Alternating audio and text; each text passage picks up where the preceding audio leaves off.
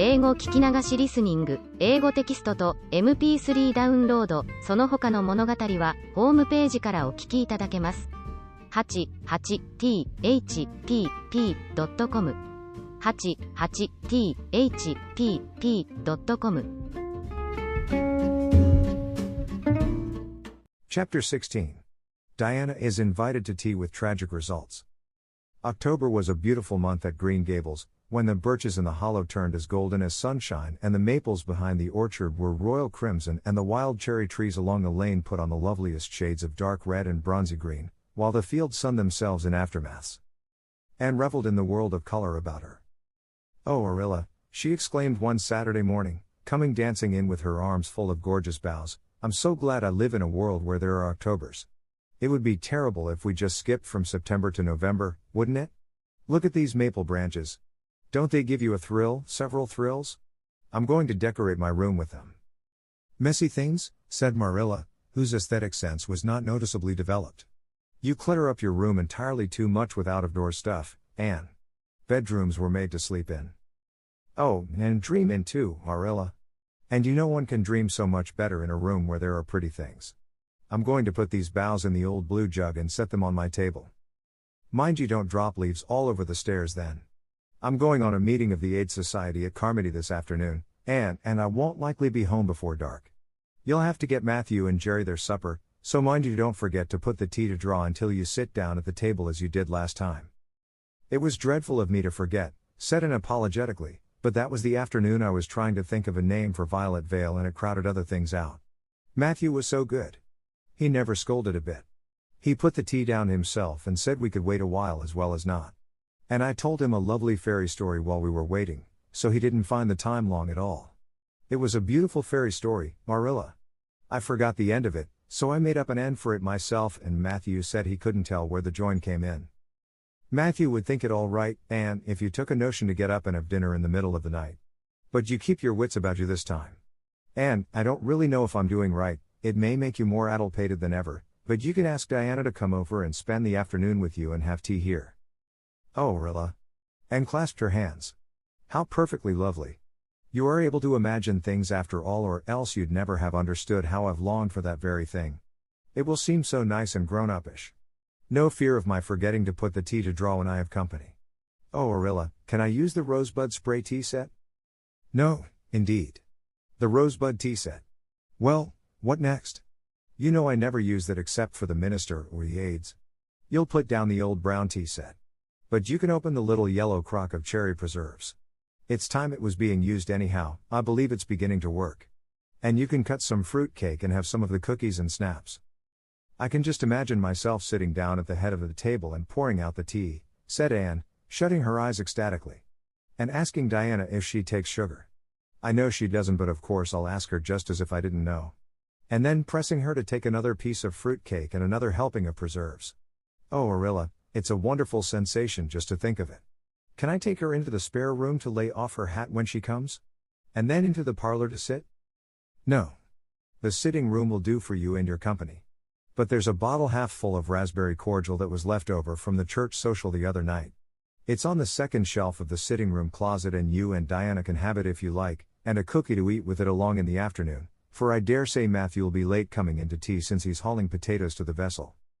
And flew down to the hollow, past the Dryad's Bubble and up the spruce path to Orchard Slope, to ask Diana to tea.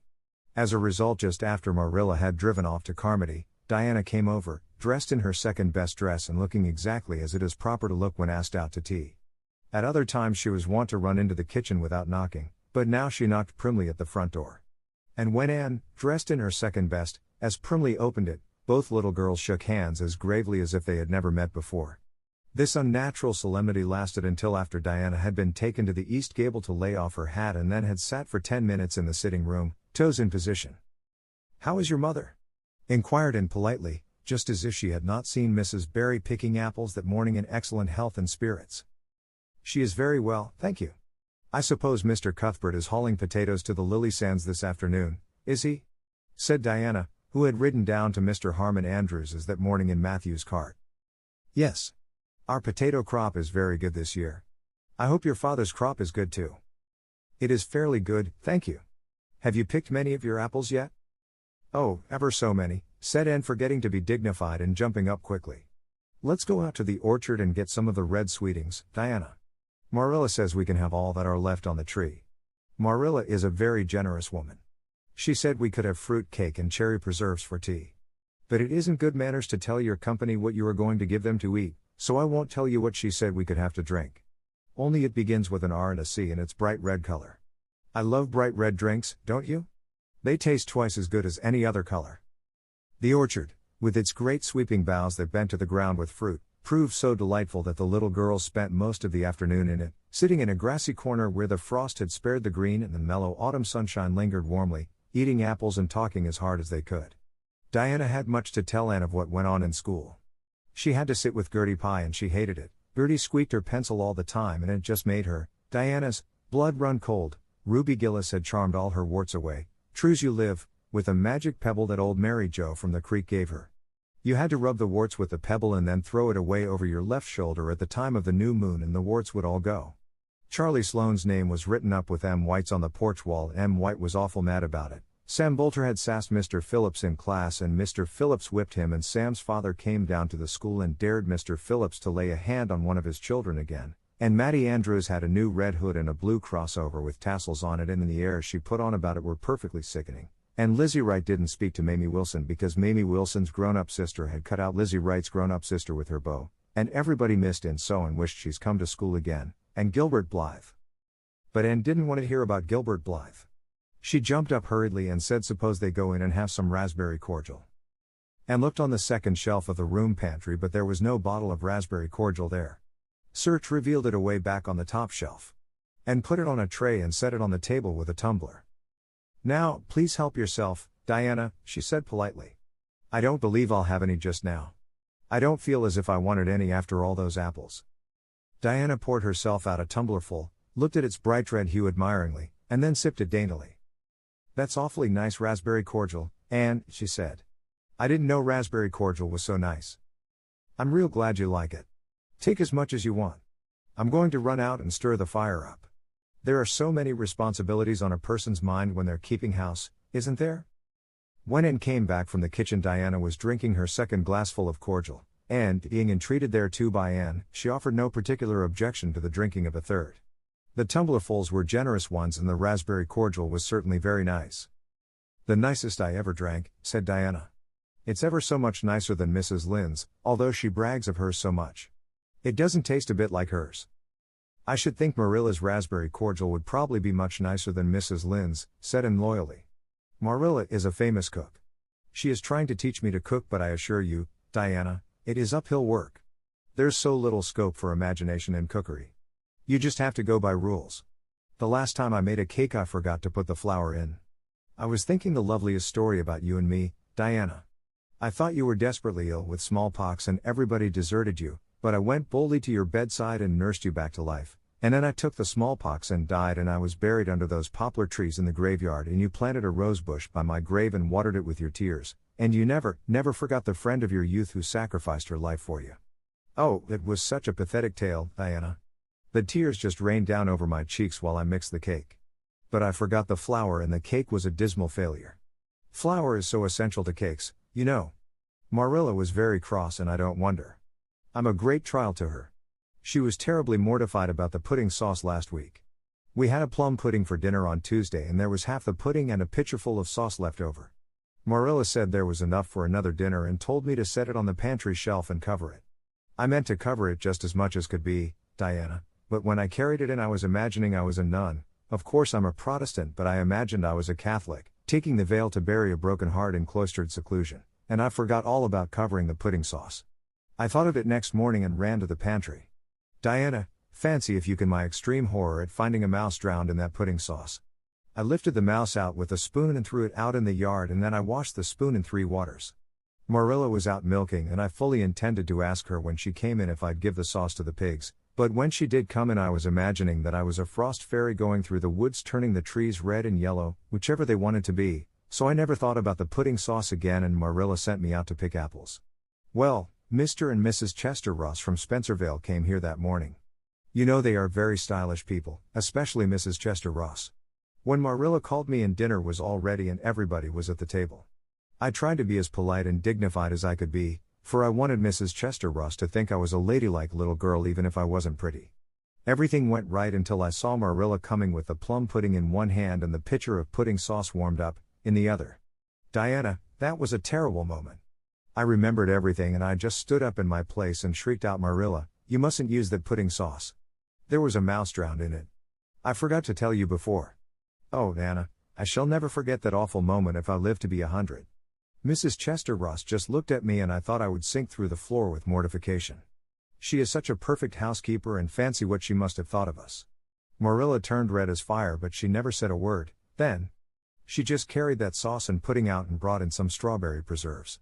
She even offered me some, but I couldn't swallow a mouthful. It was like heaping coals of fire on my head. After Mrs. Chester Ross went away, Marilla gave me a dreadful scolding. Why, Diana, what is the matter? Diana had stood up very unsteadily, then she sat down again, putting her hands to her head. I'm awful sick, she said, a little thickly. I must go right home. Oh, you mustn't dream of going home without your tea, cried Anne in distress. I'll get it right off, I'll go and put the tea down this very minute. I must go home, repeated Diana, stupidly but determinedly. Let me get you a lunch anyhow, implored Anne. Let me give you a bit of fruit cake and some of the cherry preserves. Lie down on the sofa for a little while and you'll be better. Where do you feel bad? I must go home, said Diana, and that was all she would say. In vain Anne pleaded. I never heard of company going home without tea, she mourned. Oh, Anna, do you suppose that it's possible you're really taking the smallpox? If you are, I'll go and nurse you, you can depend on that. I'll never forsake you. But I do wish you'd stay till after tea. Where do you feel bad? I'm awful dizzy, said Diana. And indeed, she walked very dizzily. Anne, with tears of disappointment in her eyes, got Diana's hat and went with her as far as the Barry yard fence. Then she wept all the way back to Green Gables, where she sorrowfully put the remainder of the raspberry cordial back into the pantry and got tea ready for Matthew and Jerry, with all the zest gone out of the performance.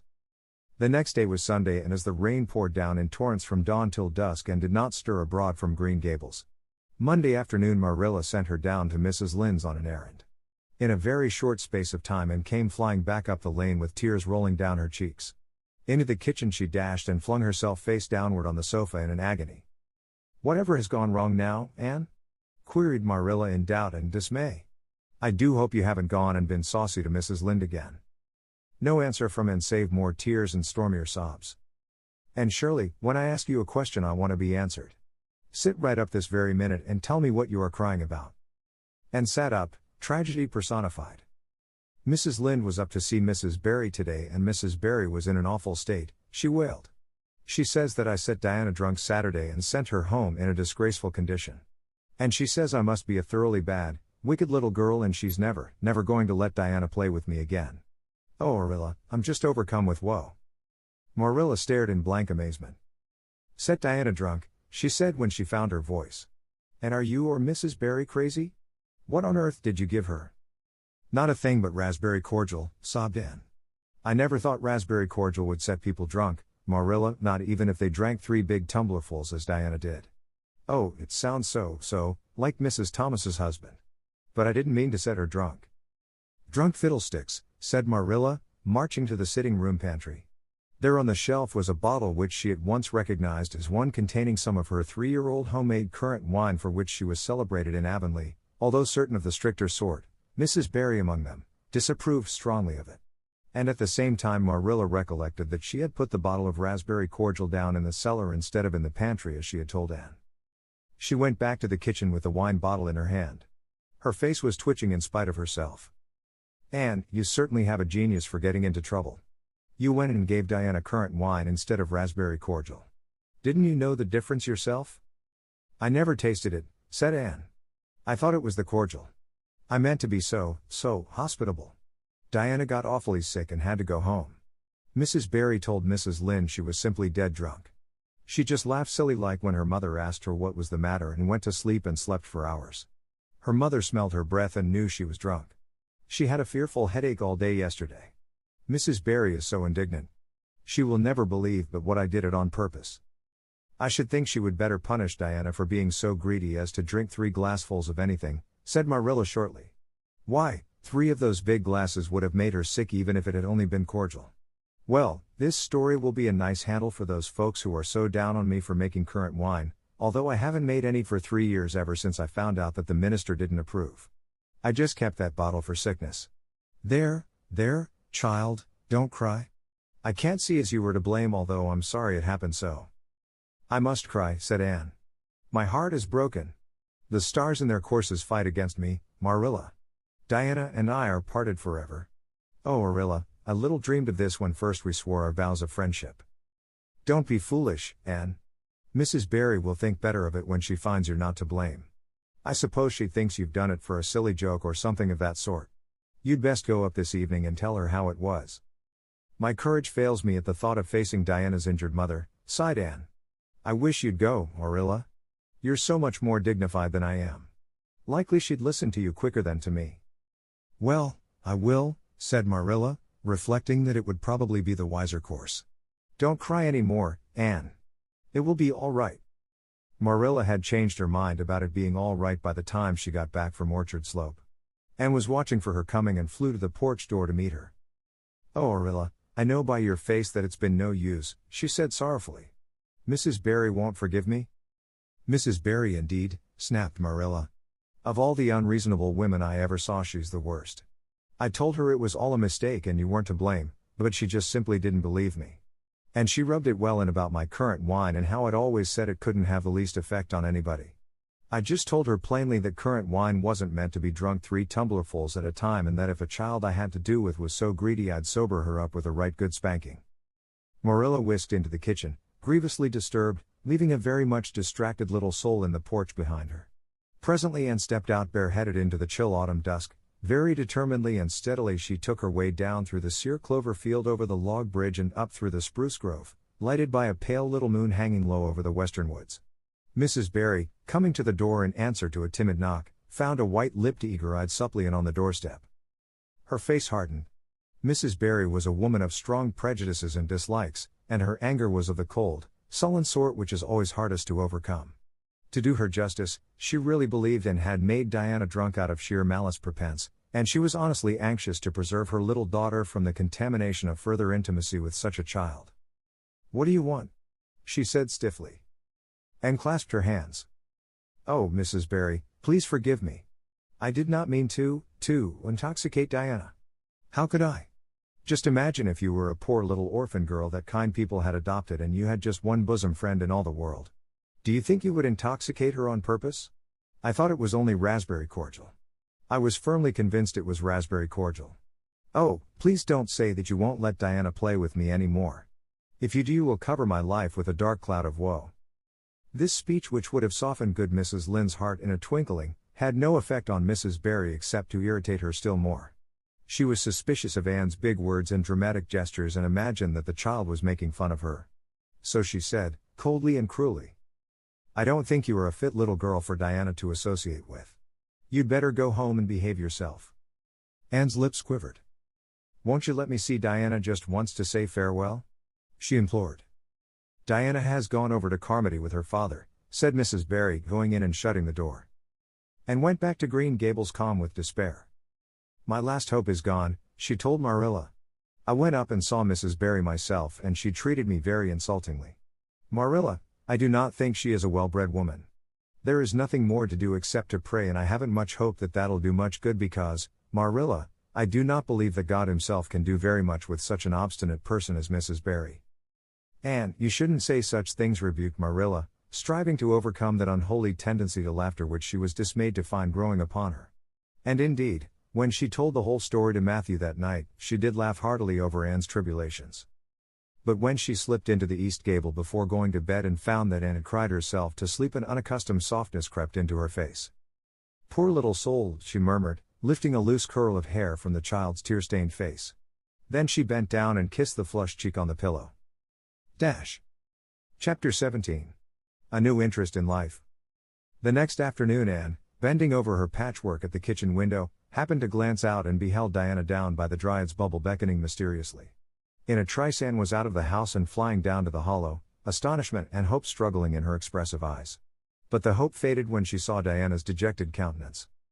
Your mother hasn't relented? she gasped. Diana shook her head mournfully. No, and oh, Anne, she says I'm never to play with you again. I've cried and I told her it wasn't your fault, but it wasn't any use. I had ever such a time coaxing her to let me come down and say goodbye to you. She said I was only to stay 10 minutes and she's timing me by the clock. 10 minutes isn't very long to say an eternal farewell in, said Anne tearfully. Oh, Anna, will you promise faithfully never to forget me, the friend of your youth, no matter what dearer friends may caress thee? Indeed I will, sobbed Diana, and I'll never have another bosom friend, I don't want to have. I couldn't love anybody as I love you. Oh, Anna, cried Anne, clasping her hands, do you love me? Why, of course I do. Didn't you know that? No.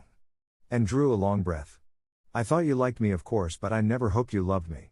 Why, Diana, I didn't think anybody could love me. Nobody ever has loved me since I can remember. Oh, this is wonderful. It's a ray of light which will forever shine on the darkness of a path severed from thee, Diana. Oh, just say it once again.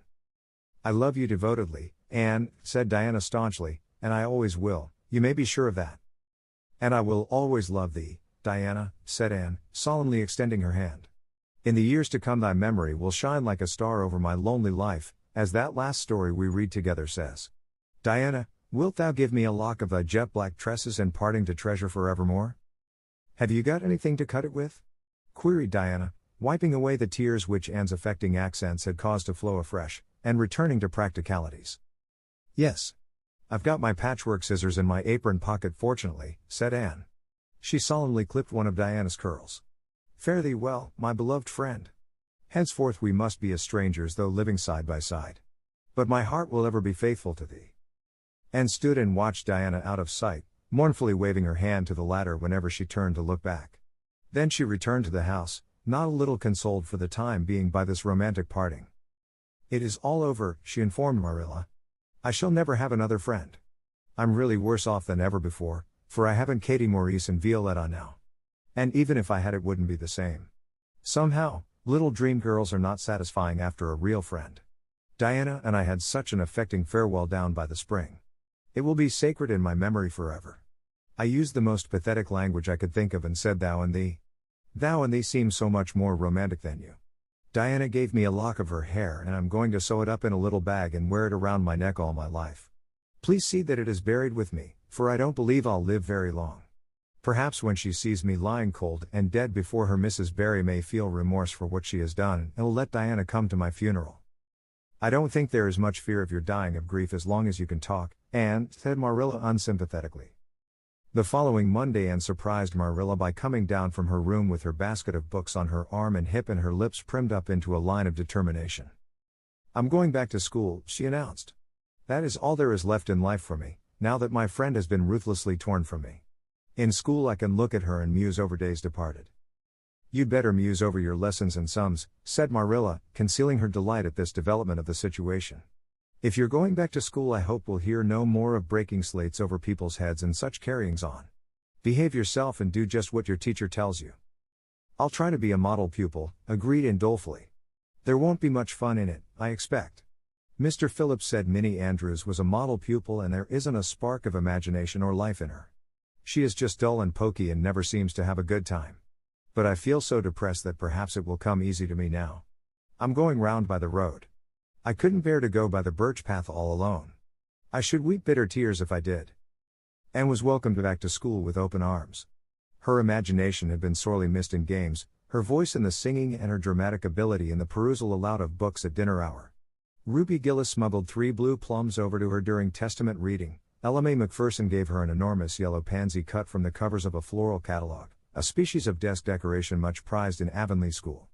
Sophia Sloane offered to teach her a perfectly elegant new pattern of knit lace, so nice for trimming aprons. Katie Bolter gave her a perfume bottle to keep slate water in, and Julia Bell copied carefully on a piece of pale pink paper scalloped on the edges the following effusion. When twilight drops her curtain down and pins it with a star, remember that you have a friend though she may wander far. It's so nice to be appreciated, sighed Anne rapturously to Marilla that night. The girls were not the only scholars who appreciated her. When Anne went to her seat after dinner hour, she had been told by Mr. Phillips to sit with the model Minnie Andrews. She found on her desk a big luscious strawberry apple. Anne caught it up all ready to take a bite when she remembered that the only place in Avonlea where strawberry apples grew was in the old Blythe orchard on the other side of the Lake of Shining Waters. Anne dropped the apple as if it were a red-hot coal and ostentatiously wiped her fingers on her handkerchief. The apple lay untouched on her desk until the next morning, when little Timothy Andrews, who swept the school and kindled the fire, annexed it as one of his perquisites. Charlie Sloane's slate pencil, gorgeously bedizened with striped red and yellow paper, costing 2 cents where ordinary pencils cost only 1, which he sent up to her after dinner hour, met with a more favorable reception. Anne was graciously pleased to accept it and rewarded the donor with a smile which exalted that infatuated youth straightway into the seventh heaven of delight and caused him to make such fearful errors in his dictation that Mr. Phillips kept him in after school to rewrite it. But as the Caesar's pageant shorn of Brutus' bust did but of Rome's best son remind her more, so the marked absence of any tribute or recognition from Diana Barry, who was sitting with Gertie Pye, embittered Anne's little triumph. Diana might just have smiled at me once, I think, she mourned to Marilla that night. But the next morning a note most fearfully and wonderfully twisted and folded, and a small parcel were passed across to Anne. Dear Anne, ran the former. Mother says I'm not to play with you or talk to you even in school. It isn't my fault and don't be cross at me, because I love you as much as ever. I miss you awfully to tell all my secrets to, and I don't like Gertie Pye one bit. I made you one of the new bookmarkers out of red tissue paper. They are awfully fashionable now and only 3 girls in school know how to make them. When you look at it, remember your true friend, Diana Barry. And read the note, kiss the bookmark, and dispatched a prompt reply back to the other side of the school. My own darling Diana. Of course I am not cross at you because you have to obey your mother. Our spirits can commune. I shall keep your lovely present forever. Minnie Andrews is a very nice little girl, although she has no imagination, but after having been Diana's bosom friend I cannot be Minnie's. Please excuse mistakes because my spelling isn't very good yet, although much improved. Yours until death us do part. Anne or Cordelia Shirley. P.S. I shall sleep with your letter under my pillow tonight. A. Or C.S. Marilla pessimistically expected more trouble since Anne had again begun to go to school. But none developed. Perhaps Anne caught something of the model spirit from Minnie Andrews, at least she got on very well with Mr. Phillips thenceforth. She flung herself into her studies heart and soul, determined not to be outdone in any class by Gilbert Blythe. The rivalry between them was soon apparent. It was entirely good-natured on Gilbert's side, but it is much to be feared that the same thing cannot be said of Anne, who had certainly an unpraiseworthy tenacity for holding grudges. She was as intense in her hatreds as in her loves. She would not stoop to admit that she meant to rival Gilbert in schoolwork, because that would have been to acknowledge his existence, which Anne persistently ignored, but the rivalry was there and honors fluctuated between them.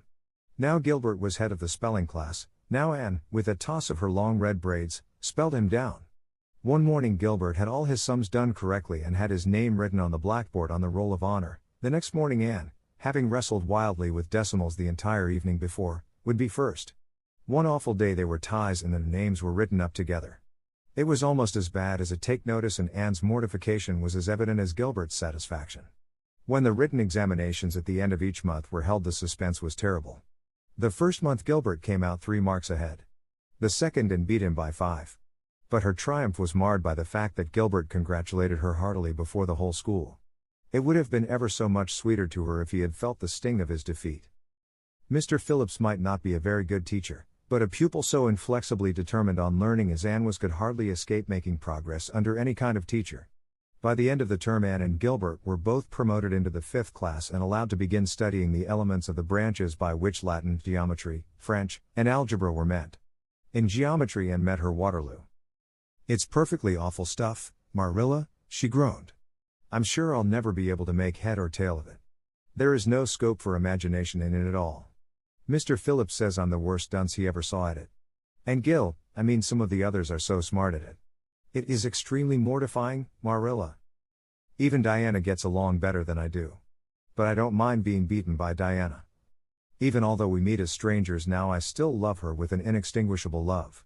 It makes me very sad at times to think about her. But really, Marilla, one can't stay sad very long in such an interesting world, can one? Chapter 18. Anne to the rescue. All things great are wound up with all things little. At first glance it might not seem that the decision of a certain Canadian premier to include Prince Edward Island in a political tour could have much or anything to do with the fortunes of little Anne Shirley at Green Gables. But it had. It was a January the premier came, to address his loyal supporters and such of his non-supporters as chose to be present at the monster mass meeting held in Charlottetown. Most of the Avonlea people were on Premier's side of politics, hence on the night of the meeting nearly all the men and goodly proportion of the women had gone to town 30 miles away. Mrs. Rachel Lynde had gone too. Mrs. Rachel Lynde was a red-hot politician and couldn't have believed that the political rally could be carried through without her, although she was on the opposite side of politics. So she went to town and took her husband. Thomas would be useful in looking after the horse, and Marilla Cuthbert with her. Marilla had a sneaking interest in politics herself, and as she thought it might be her only chance to see a real live premier, she promptly took it, leaving Anne and Matthew to keep house until her return the following day. Hence, while Marilla and Mrs. Rachel were enjoying themselves hugely at the mass meeting, Anne and Matthew had the cheerful kitchen at Green Gables all to themselves.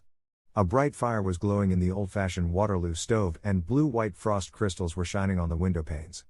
Matthew nodded over a farmer's advocate on the sofa and Anne at the table studied her lessons with grim determination, despite sundry wistful glances at the clock shelf, where lay a new book that Jane Andrews had lent her that day. Jane had assured her that it was warranted to produce any number of thrills, or words to that effect, and Anne's fingers tingled to reach out for it. But that would mean Gilbert Blythe's triumph on the morrow. Anne turned her back on the clock shelf and tried to imagine it wasn't there. Matthew, did you ever study geometry when you went to school? Well now, no, I didn't, said Matthew, coming out of his doze with a start. I wish you had, sighed Anne, because then you'd be able to sympathize with me. You can't sympathize properly if you've never studied it. It is casting a cloud over my whole life. I'm such a dunce at it, Matthew. Well now, I dunno, said Matthew soothingly. I guess you're all right at anything. Mr. Phillips told me last week in Blair's store at Carmody that you was the smartest scholar in school and was making rapid progress. Rapid progress was his very words. There's them as runs down Teddy Phillips and says he ain't much of a teacher, but I guess he's all right. Matthew would have thought anyone who praised Anne was all right. I'm sure I'd get on better with geometry if only he wouldn't change the letters, complained Anne. I learn the proposition off by heart and then he draws it on the blackboard and puts different letters from what are in the book and I get all mixed up. I don't think a teacher should take such a mean advantage, do you? We're studying agriculture now and I've found out at last what makes the roads red. It's a great comfort. I wonder how Marilla and Mrs. Lynde are enjoying themselves. Mrs. Lynde says Canada is going to the dogs the way things are being run in Ottawa and that it's an awful warning to the electors. She says if women were allowed to vote we would soon see a blessed change. What way do you vote, Matthew? Conservative, said Matthew promptly. To vote Conservative was part of Matthew's religion. Then I'm Conservative too, said Anne decidedly. I'm glad because some of the boys in school are grits. I guess Mr. Phillips is a grit too because Prissy Andrews's father is one, and Ruby Gillis says that when a man is courting he always has to agree with the girl's mother in religion and her father in politics. Is that true, Matthew? Well now, I dunno, said Matthew.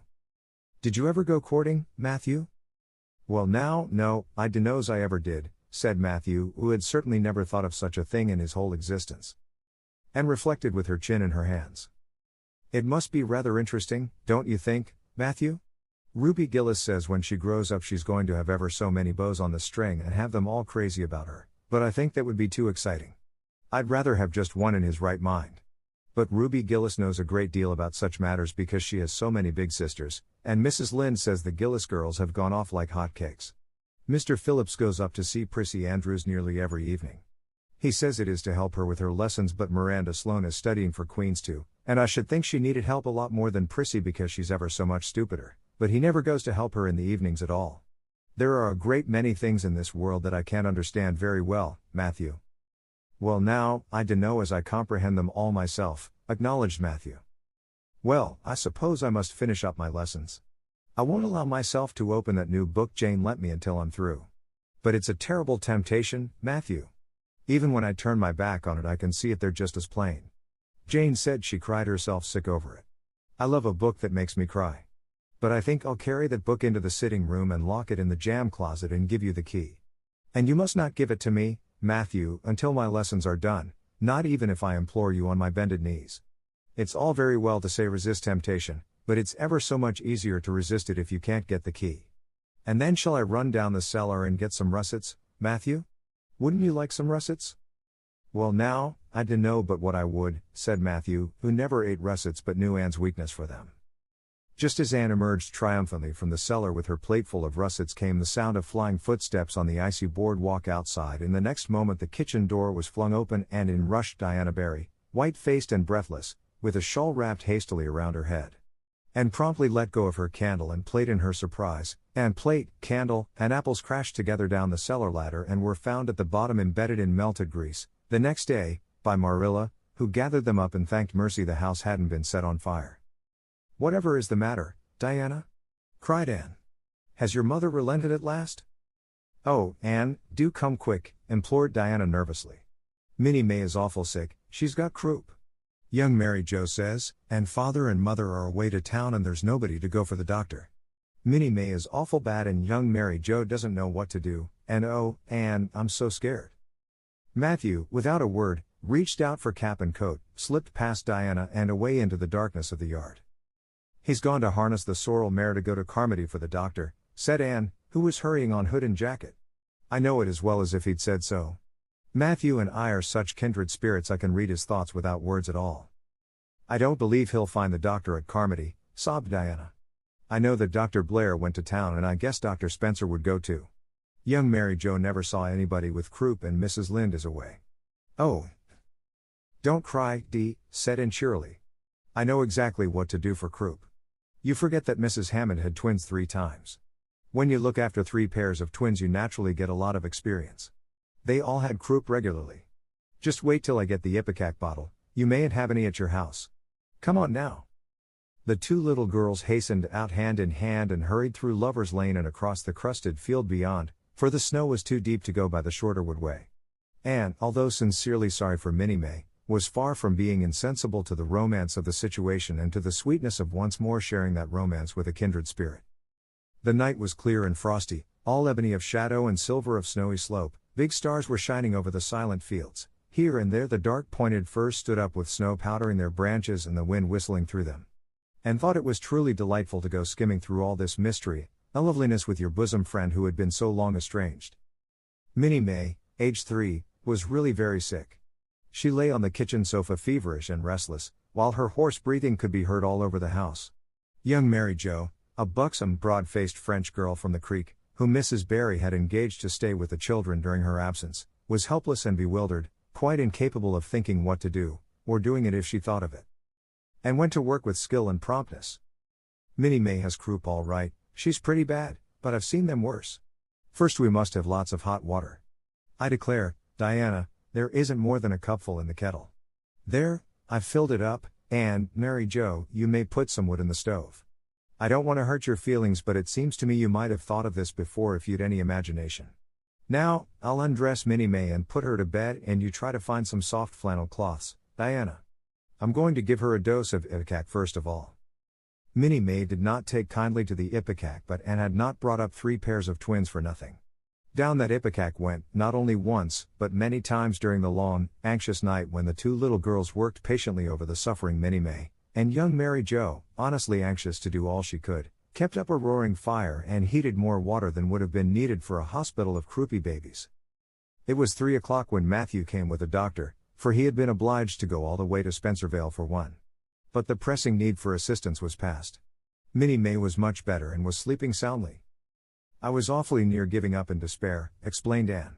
"She got worse and worse until she was sicker than ever the Hammond twins were, even the last pair. I actually thought she was going to choke to death.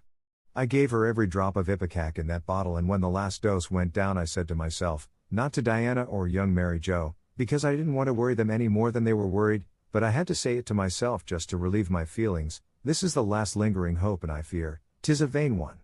But in about 3 minutes she coughed up the phlegm and began to get better right away. You must just imagine my relief, doctor, because I can't express it in words. You know there are some things that cannot be expressed in words." "Yes, I know," nodded the doctor. He looked at Anne as if he were thinking some things about her that couldn't be expressed in words. Later on, however, he expressed them to Mr. and Mrs. Barry. "That little red-headed girl they have over at Cuthbert's is as smart as they make 'em. I tell you she saved that baby's life, for it would have been too late by the time I got there. She seems to have a skill and presence of mind perfectly wonderful in a child of her age. I never saw anything like the eyes of her when she was explaining the case to me." And had gone home in the wonderful, white frosted winter morning, heavy-eyed from loss of sleep, but still talking unweariedly to Matthew as they crossed the long white field and walked under the glittering fairy arch of the Lovers' Lane maples. "Oh, Matthew, isn't it a wonderful morning? The world looks like something God had just imagined for his own pleasure, doesn't it? Those trees look as if I could blow them away with a breath, poof. I'm so glad I live in a world where there are white frosts, aren't you? And I'm so glad Mrs. Hammond had 3 pairs of twins after all. If she hadn't, I mightn't have known what to do for Minnie May. I'm real sorry I was ever cross with Mrs. Hammond for having twins. But, oh, Matthew, I'm so sleepy. I can't go to school. I just know I couldn't keep my eyes open and I'd be so stupid. But I hate to stay home, for Gil, some of the others will get head of the class, and it's so hard to get up again, although of course the harder it is the more satisfaction you have when you do get up, haven't you?" "Well now, I guess you'll manage all right," said Matthew, looking at Anne's white little face and the dark shadows under her eyes. "You just go right to bed and have a good sleep. I'll do all the chores." And accordingly went to bed and slept so long and soundly that it was well on in the white and rosy winter afternoon when she awoke and descended to the kitchen where Marilla, who had arrived home in the meantime, was sitting knitting. "Oh, did you see the premiere?" exclaimed Anne at once. "What did he look like, Marilla?" "Well, he never got to be premier on account of his looks," said Marilla. "Such a nose as that man had. But he can speak. I was proud of being a conservative. Rachel Lynde, of course, being a liberal, had no use for him. Your dinner is in the oven, Anne, and you can get yourself some blue plum preserve out of the pantry. I guess you're hungry. Matthew has been telling me about last night. I must say it was fortunate you knew what to do. I wouldn't have had any idea myself, for I never saw a case of croup. There now, never mind talking till you've had your dinner. I can tell by the look of you that you're just full up with speeches, but they'll keep." Marilla had something to tell Anne, but she did not tell it just then, for she knew if she did Anne's consequent excitement would lift her clear out of the region of such material matters as appetite or dinner. Not until Anne had finished her saucer of blue plums did Marilla say, "Mrs. Barry was here this afternoon, Anne. She wanted to see you, but I wouldn't wake you up. She says you saved Minnie May's life, and she is very sorry she acted as she did in that affair of the currant wine.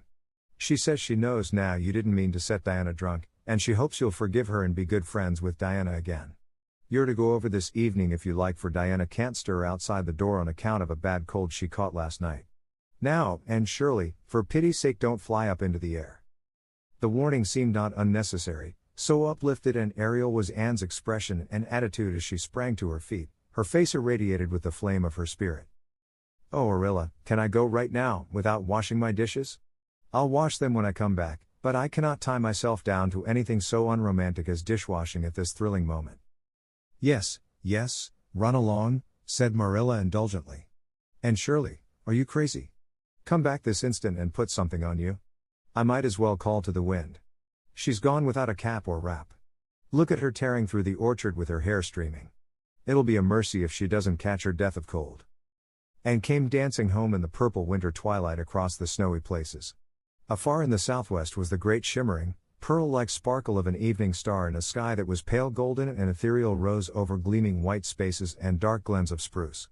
The tinkles of sleigh bells among the snowy hills came like elfin chimes through the frosty air, but their music was not sweeter than the song in Anne's heart and on her lips. "You see before you a perfectly happy person, Marilla," she announced. "I'm perfectly happy, yes, in spite of my red hair. Just at present I have a soul above red hair. Mrs. Barry kissed me and cried and said she was so sorry and she could never repay me. I felt fearfully embarrassed, Marilla, but I just said as politely as I could, 'I have no hard feelings for you, Mrs. Barry. I assure you once for all that I did not mean to intoxicate Diana, and henceforth I shall cover the past with the mantle of oblivion.' That was a pretty dignified way of speaking, wasn't it, Marilla?" I felt that I was heaping coals of fire on Mrs. Barry's head. And Diana and I had a lovely afternoon. Diana showed me a new fancy crochet stitch her aunt over at Carmody taught her. Not a soul in Avonlea knows it but us, and we pledged a solemn vow never to reveal it to anyone else. Diana gave me a beautiful card with a wreath of roses on it and a verse of poetry. "If you love me as I love you, nothing but death can part us two." And that is true, Marilla. We're going to ask Mr. Phillips to let us sit together in school again, and Gertie Pye can go with Minnie Andrews. We had an elegant tea. Mrs. Barry had the very best china set out, Marilla, just as if I was real company. I can't tell you what a thrill it gave me. Nobody ever used their very best china on my account before. And we had fruit cake and pound cake and donuts and 2 kinds of preserves, Marilla. And Mrs. Barry asked me if I took tea and said, Pa, why don't you pass the biscuits to Anne? It must be lovely to be grown up, Marilla, when just being treated as if you were so nice. I don't know about that, said Marilla, with a brief sigh. Well, anyway, when I am grown up, said Anne decidedly, I'm always going to talk to little girls as if they were too, and I'll never laugh when they use big words. I know from sorrowful experience how that hurts one's feelings. After tea, Diana and I made taffy. The taffy wasn't very good, I suppose because neither Diana nor I had ever made any before. Diana left me to stir it while she buttered the plates and I forgot and let it burn, and then when we set it out on the platform to cool, the cat walked over one plate and that had to be thrown away. But the making of it was splendid fun. Then when I came home, Mrs. Barry asked me to come over as often as I could, and Diana stood at the window and threw kisses to me all the way down to Lover's Lane. I assure you, Marilla, that I feel like praying tonight, and I'm going to think out a special brand new prayer in honor of the occasion.